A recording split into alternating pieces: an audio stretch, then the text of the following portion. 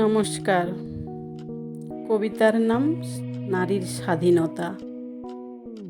কলমে লাবণ্যকরণ, কবিতা পাঠে মানসী মিত্র।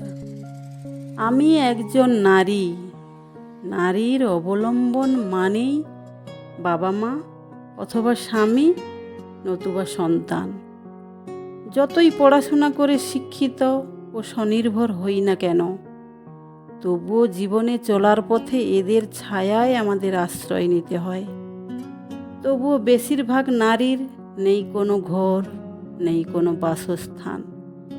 যদি জিজ্ঞেস করা হয়, ও নারী তোমার বাড়ি কোথায়, উত্তরে আসে, আমার বাবার বাড়ি উত্তর পাড়ায়, শ্বশুর বাড়ি পশ্চিম পাড়ায়, আর ছেলের বাড়ি মধ্য পাড়াতে। তাহলে হে নারী, তোমার বাড়ি কোথায়? নারীর বাড়ি শূন্য। কথাটা হয়তো একটু ভুল বললাম। তারপরেও বৃদ্ধ বয়সে একটা বাড়ি জোগাড় হয়, সেটা হলো বৃদ্ধাশ্রম। কন্যা সন্তান মানেই বাবা মায়ের কাঁধে বোঝা। মেয়ে হয়েছে মানেই তার বিয়ের জন্য টাকা জমাতে হবে, অনেক অনেক টাকা পণ দিতে হবে। আচ্ছা, এ কথা কি কেউ শপথ করে বলতে পারবেন আমার ছেলের বিয়েতে পণ নেইনি? জোর গলায় বলতে পারবেন আমার বাড়ি থেকে গয়না শাড়ি দিয়ে আমার বাড়ির বৌমাকে সাজিয়ে গুছিয়ে নিয়ে এসেছি? অনেকেই হয়তো বলতে পারেন আমরা পণ চাইনি, মেয়েকে তার বাবা ভালোবেসে দিয়েছে। হ্যাঁ, কথাটা হয়তো বাস্তব সত্য, কিন্তু কেউ তো প্রতিবাদ করেননি কোনো দিন। যদি কিছু দাও তাহলে আমরা ফেরত দিয়ে যাব। তাহলেই তো প্রতিটি কন্যাদায়গ্রস্ত পিতা স্বস্তির নিঃশ্বাস নিতে পারত। এই কথাটা না শোনার জন্য কন্যাদায়গ্রস্ত পিতা বিয়ে নামক একটা খেলার মাঠে নেমে পড়েছে। বাবা যে কত অসহায়! যেমন ছেলে তার যোগ্যতার সঙ্গে পাল্লা দিতে গিয়ে, নিজের মান সম্মান বজায় রাখতে গিয়ে, শ্বশুরবাড়িতে মেয়ের ভালো থাকার জন্য চড়া সুদে লোন নিয়ে অথবা গয়না বিক্রি করে নতুবা জমি জায়গা সব কিছু বন্ধক দিতে বাধ্য হয়, যাতে মেয়ে যেন পরের বাড়িতে কথা না শোনে। এই ভয়ে মেয়েকে সাজিয়ে গুছিয়ে রাজকন্যার মতো বিদায় দেয়। যখন মেয়ে ছোট ছিল তখনও চিন্তার কম ছিল না। মেয়েকে স্কুল টিউশনে পাঠিয়েও মা বাবা শান্তিতে থাকতে পারে না। দেরি হলেও তখনই বকুনির শেষ নেই। কারণ কোনো ক্ষেত্রে মেয়ে যদি ধর্ষিতা হয়ে যায়, মেয়েকে যদি ধর্ষণ করে কেউ, মেয়ে ধর্ষিতা হলে সমাজে তার কোনো স্থান হয় না। কিন্তু ধর্ষণকারী বুক ফুলিয়ে ঘুরে বেড়ায়।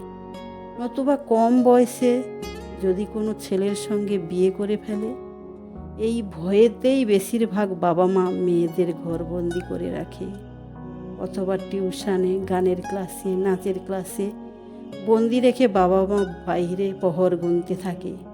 এখানেও মেয়েরা বন্দি। আর ছেলে সন্তান মানেই 7 ফুট মাপ।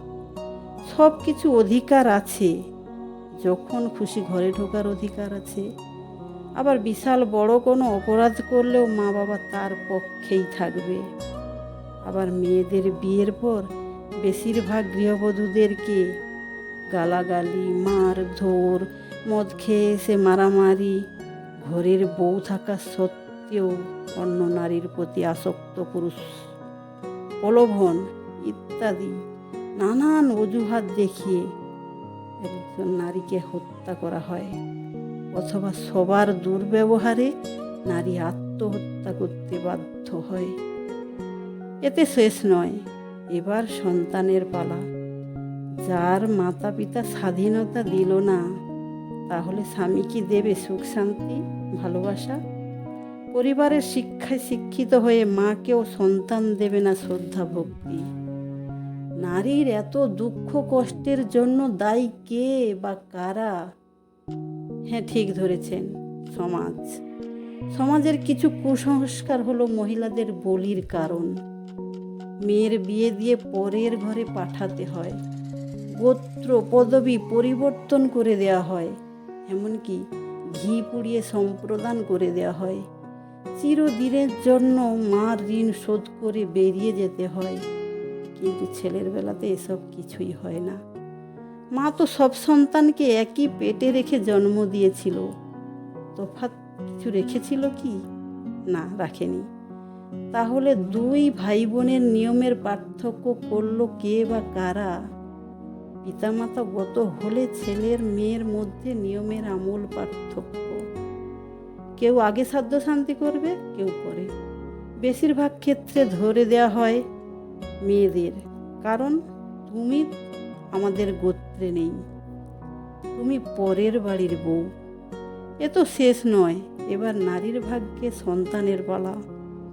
তুমি অথবা আমি সন্তানকে যতই সুশিক্ষা দিয়ে শিক্ষিত করি না কেন, একদিন পরিস্থিতির চাপে কোনো না কোনো দিন, বৃদ্ধ বয়সে কোনো না কোনো দিন এক সময় তোমাকে অবহেলা করতে বাধ্য হবে।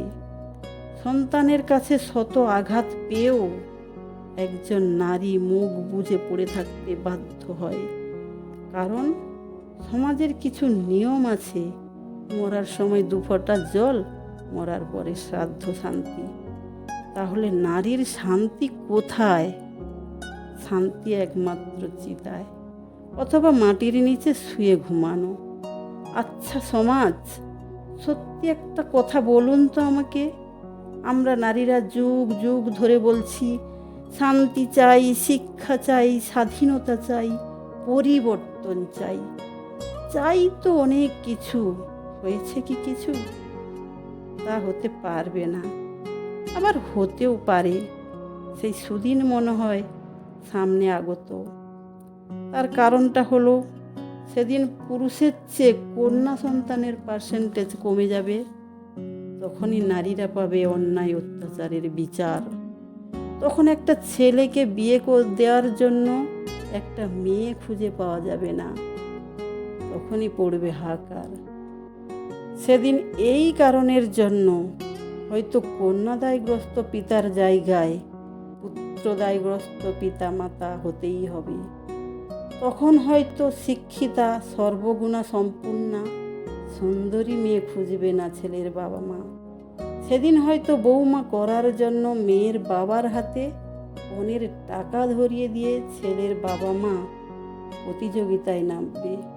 আর তখনই প্রতিটা বাবা মা বুঝবে কন্যা সন্তানের মর্ম, আর স্বামীও বুঝবে স্ত্রীর মর্যাদা, আর সন্তান ও সম্মান, শ্রদ্ধা, ভক্তি করতে বাধ্য। তখনই আসবে নারীর স্বাধীনতা। আজ 2024-এ এসে নারীদের স্বাধীনতার কিছু আশার আলো দেখতে পাচ্ছি। আজ 2024-এ পা দিয়ে নেট দুনিয়ার জগতে খুব বলতে ইচ্ছা করছে, কন্যা সন্তান কমে যাওয়ার কারণ হয়তো নারীর স্বাধীনতার ফলস্বরূপ। Thank you.